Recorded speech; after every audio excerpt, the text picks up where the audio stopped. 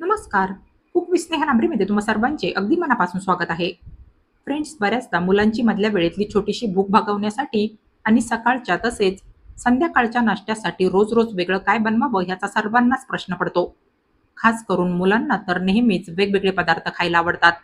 मुलांनाच काय, आपणा सर्वांनाच नेहमीपेक्षा काहीतरी वेगळं असं बनवून खायची इच्छा होते. त्यातले त्यात जो पदार्थ अगदी कमी वेळेत आणि मोजक्या साहित्यात टेस्टी बनवून तयार होईल, तो तर आपल्याला हमखास बनवायला आणि खायला सुद्धा आवडेल. तर आज मी तुमच्यासोबत अशीच एक साधी सिंपल, मोजक्या साहित्यात आणि कमी वेळेत बनणारी रेसिपी शेअर करणार आहे, जी दिसायला सुंदर असेलच, पण खाण्यासाठी सुद्धा फारच क्रिस्पी आणि टेस्टी असेल. मधल्या वेळेतली छोटीशी भूक भागवण्यासोबतच सकाळच्या आणि संध्याकाळच्या चहासोबत तुम्ही ही रेसिपी झटपट तयार करून हिचा आनंद घेऊ शकता. चला तर मग वेळ वाया न घालवता लगेचच आपण आपल्या आजच्या ह्या चविष्ट रेसिपीला सुरुवात करूया.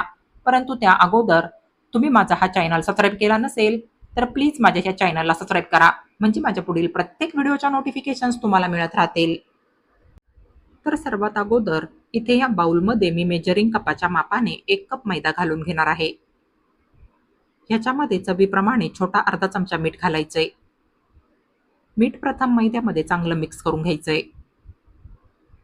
ह्यानंतर ह्याच्यामध्ये थोडं थोडं पाणी घालून ह्याला आपण साधारण चपातीच्या पिठाप्रमाणेच मळून घेणार आहोत. तुम्हाला हवं तर तुम्ही तुमच्या आवडीप्रमाणे ह्याच्यामध्ये थोडासा ओवा सुद्धा घालू शकता. तर हे पहा, अशा पद्धतीने आपण ह्याला असं एवढं घट्ट मळून घेतलंय. ह्याच्यावर झाकण ठेवून ह्याला बस फक्त 5 मिनिट भिजत ठेवायचंय. यानंतर इथे मी हे 3 मीडियम साईजचे उकडलेले बटाटे घेतले. ह्यांना मी ह्या बारीक किसणीने किसून घेणार आहे. तुम्हाला हवं तर तुम्ही ह्यांना स्मॅशरच्या साह्याने स्मॅश करून घेतलं तरी चालेल. बस ह्याच्यामध्ये बटाट्याच्या जाड फोडी राहिल्या नाही पाहिजे. तर ह्या ठिकाणी मी 3ही उकडलेले बटाटे किसणीने किसून घेतले. आता ह्याच्यामध्ये मी सर्वात अगोदर चवीप्रमाणे छोटा अर्धा चमचा मीठ घालून घेणार आहे. यासोबतच पाऊण चमचा रेड चिली फ्लेक्स ह्याच्यामध्ये घालायचे आहे. रेड चिली फ्लेक्स ऐवजी तुम्ही ह्याच्यामध्ये लाल तिखट सुद्धा घालू शकता.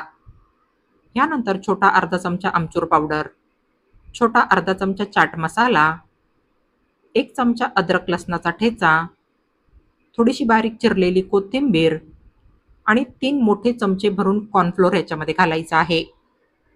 कॉर्नफ्लोअरमुळे आपल्या ह्या मिश्रणाला छान बाइंडिंग यायला मदत होईल.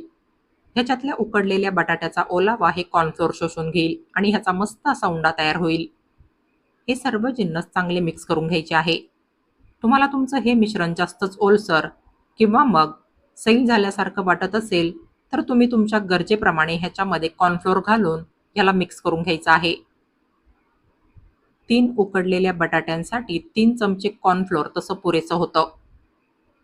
तर हे पहा, हे मिश्रण असं एवढं घट्ट तयार झालं पाहिजे. आपली स्टफिंग बनवेपर्यंत इथे एकीकडे आपला हा मळलेला मैद्याचा उंडा सुद्धा 5 मिनिट छान भिजला गेलाय. हे पहा, हा मळलेला उंडा भिजल्यानंतर पहिल्यापेक्षा हलकासा सैल झालाय. याला पुन्हा एकदा चांगलं मळून घ्यायचंय, म्हणजे हा उंडा मळून चांगला प्लेन होईल. तर आता ह्या उंड्यातला मी छोटासा उंडा तोडून घेणार आहे. चपातीच्या साईजचीच आपण ह्याची चपाती लाटून घेणार आहोत. त्यासाठी हा उंडा मी त्याच साईजमध्ये घेतलाय. बस ह्याला हातावर एकदा गोल आणि चपट करून घ्यायचंय. तयार केलेला उंडा आपण सुका मैदा लावून लाटून घेणार आहोत. सुरुवातीला उंड्याच्या दोन्ही बाजूला सुका मैदा लावून घ्यायचा आहे आणि ह्याची अगदी चपातीप्रमाणेच पातळ अशी मोठी पारी लाटून घ्यायची आहे. तुमचा पोळपाट जर मोठ्या साईजचा असेल, तर तुम्ही ह्या पाऱ्या हव्या तेवढ्या मोठ्या साईजच्या लाटून घेऊ शकता. तर हे पहा, ही पारी मी अशी एवढी मोठी आणि अशी एवढी पातळ लाटून घेतली आहे.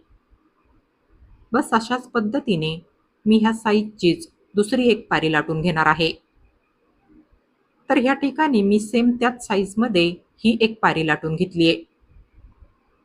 आता हे जे आपण बटाट्याचं स्टफिंग तयार करून घेतलं होतं, ह्याच्यातलं गरजेप्रमाणे थोडं थोडं स्टफिंग आपण ह्या पारीवर घालून घेऊया. गरज पडेल तसतसं तयार केलेलं स्टफिंग ह्या पारीवर असं हाताने दाबून लावायचंय. बटाट्याची स्टफिंग जर बोटांना चिटकत असेल, तर बोटांना अधूनमधून अगदी थोडं थोडं पाणी लावून ही स्टफिंग पारीवर थापून घ्यायची आहे. पाण्याचा वापर अति जास्त करायचा नाहीये. फक्त ही स्टफिंग बोटांना चिटकू नये त्यासाठी बोटांना अगदी थोडंसं पाणी लावून घ्यायचंय. ही स्टफिंग ह्या पारीवर थापताना चौकोनी किंवा मग आयताकृती शेपमध्ये थापून घ्यायची आहे. का ते मी तुम्हाला पुढे दाखवणारच आहे. हे पहा, मी ही स्टफिंग ह्या पारीवर अशी चौकोनी शेपमध्ये थापून घेतली आहे. तर आता सुरुवातीला लाटलेली पारी आपण ह्या स्टफिंगवर ठेवून घेऊया. लाटलेली दुसरी पारी अशी ह्या स्टफिंगवर ठेवून घेतल्यानंतर ह्याच्यावर अगदी हलक्या हाताने लाटणं फिरवायचंय, म्हणजे ह्याच्यातल्या स्टफिंगला एकसारखी लेवल येईल आणि दोन्ही पाऱ्यांना स्टफिंग व्यवस्थित चिटकून राहील. तर आता ह्या ज्या स्टफिंगच्या बाजूच्या पारीच्या कडा आहे यांना असं कट करून काढायचंय. ह्या कापलेल्या कडांना दुसऱ्या उंड्यामध्ये मळून लाटून घ्यायचंय. तर आता तुम्हाला समजलंच असेल की आपण पारीमध्ये बटाट्याची स्टफिंग चौकोनी शेपमध्ये का भरली होती. बस, तर आता ह्याच्या आपण चौकोनी शेपमध्ये चौकोनी स्लाइस कट करून घेणार आहोत. साधारण 1.5 ते 2 इंचाचं अंतर सोडून ह्याचे चौकोनी स्लाइस कट करून घ्यायचे आहे. तर हे पहा, ह्याचे मी असे ह्या साईजचे चौकोनी स्लाइस कट करून घेतले. तर आता एक एक स्लाइस घेऊन या स्लाइसचे विरुद्ध कॉर्नर असे एकमेकांना दाबून चिटकून घ्यायचे. यानंतर बाकीचे 2 कॉर्नर असे उलट्या बाजूने फोल्ड करून एकमेकांना दाबून चिटकून घ्यायचे. तर हे पहा, अशा पद्धतीने आपण या स्लाइसचे 4ही कॉर्नर एकमेकांना चिटकून ह्याला असा आकार तयार करून घेतलाय. तर हे पहा, तुम्ही इथे पाहू शकता, फारच सुंदर असा कळीसारखा आकार तयार झालाय ह्याचा. बस अशाच पद्धतीने मी ह्या तयार केलेल्या सगळ्या स्लाइसच्या कळ्या तयार करून घेणार आहे. शिल्लक राहिलेल्या मळलेल्या उंड्याच्या आणि तयार केलेल्या बटाट्याच्या स्टफिंगच्या सुद्धा मी अशाच सुंदर सुंदर कळ्या तयार करून घेणार आहे.